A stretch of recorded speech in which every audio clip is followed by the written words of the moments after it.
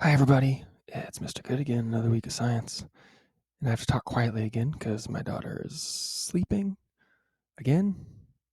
It's kind of weird. I can only get stuff done when she's incapacitated. But here we are. We finished up the 10 episode series on climate change last week. And oh my God, I loved your responses to those discussions. I love reading through those and seeing how you guys are starting to think about this.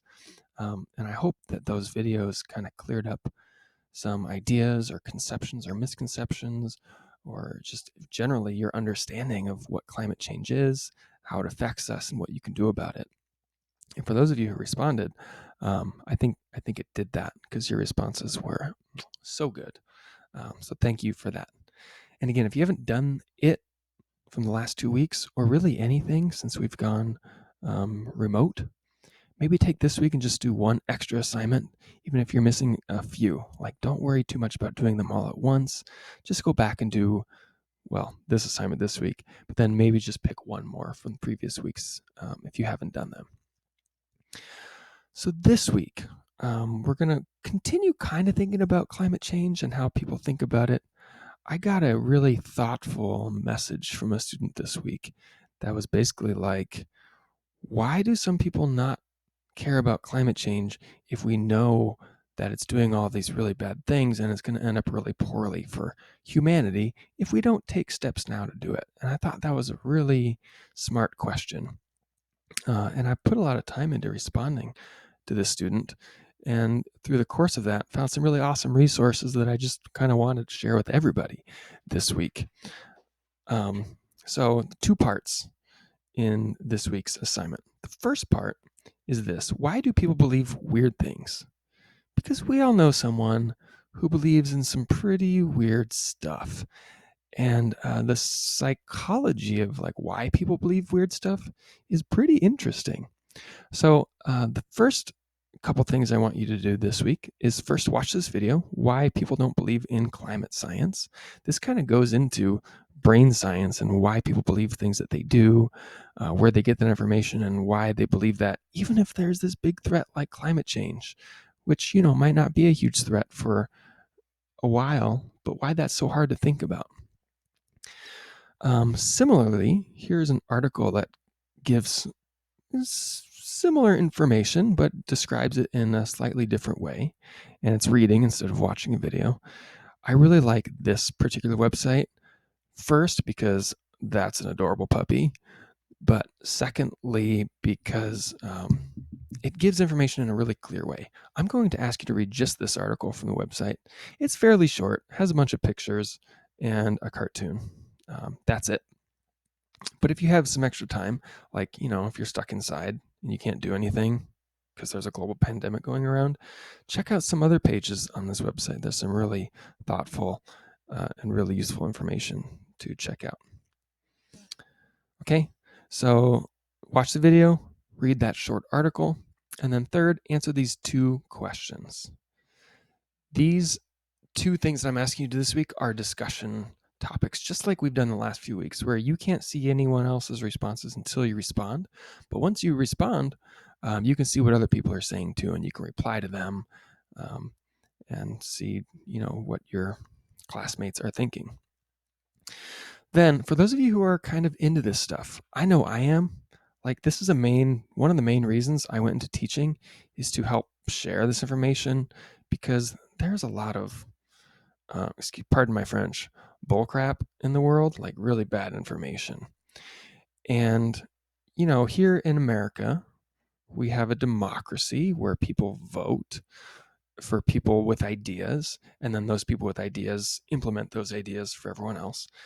But if we have a population or a bunch of people running around who think really weird things and don't know how to think clearly or critically or skeptically or scientifically about really important topics like climate change, they vote for people who don't really care about climate change.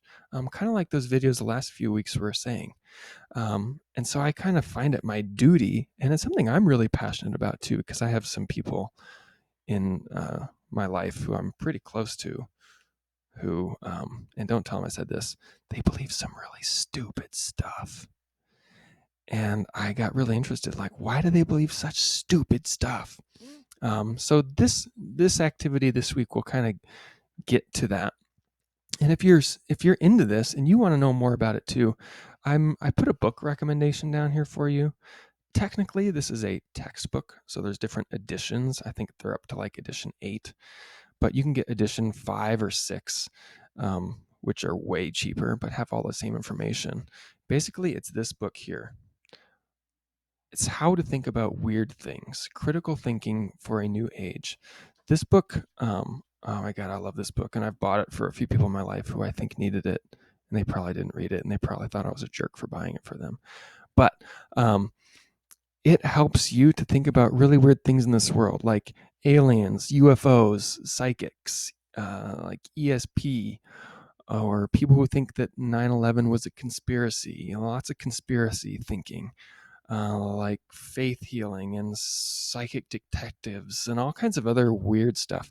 It kind of goes through with examples of why people think this and how you should think about it or can think about it critically and scientifically. So I love this book. But mostly now I use it as a reference. If I find someone who has weird thoughts about something, I can read through myself in the section of this book that talks about that thing, and it helps me think about it more clearly too. So if you want this book, I put a link to it here. I think it's like $8 on Amazon. If you can't order on Amazon or you don't have a credit card, you probably don't.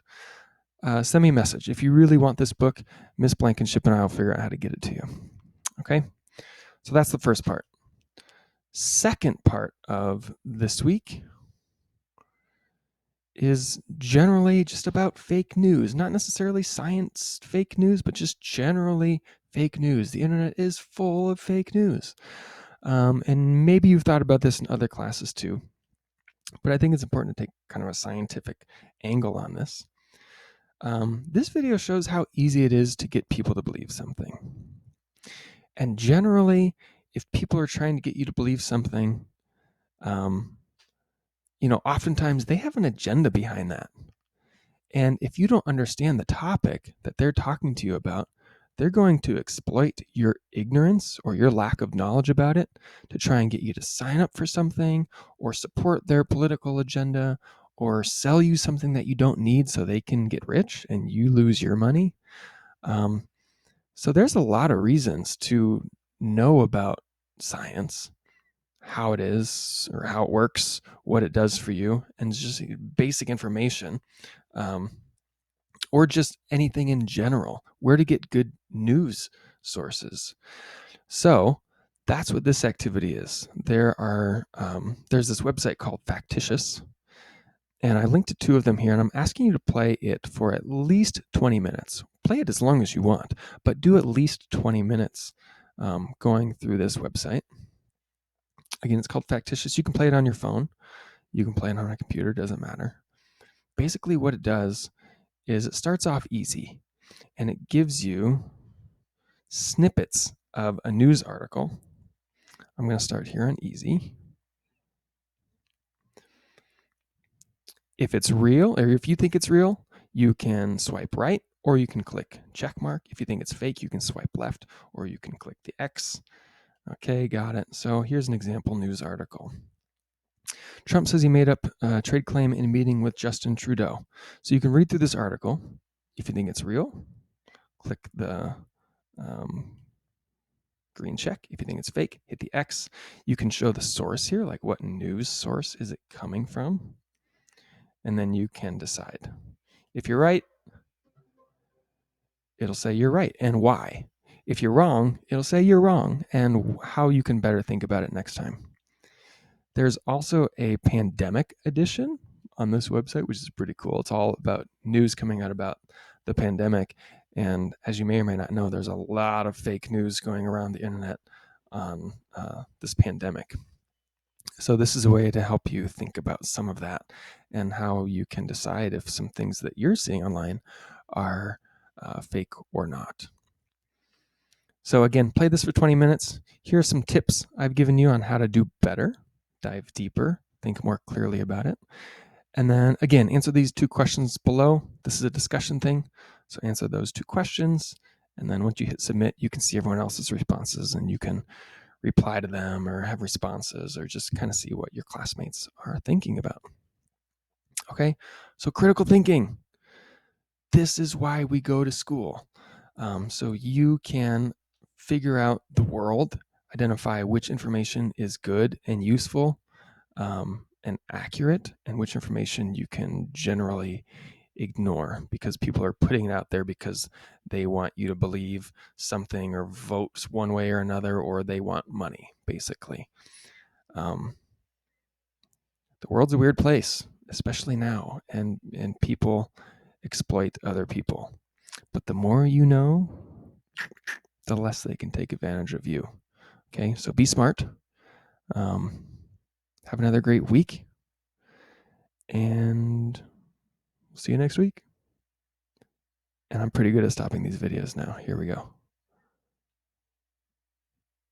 Oh my God, I spoke too soon. All right, bye. Reach out to me if you need anything. A lot of you have. I love it. I love hearing from you. Great job last week. See ya.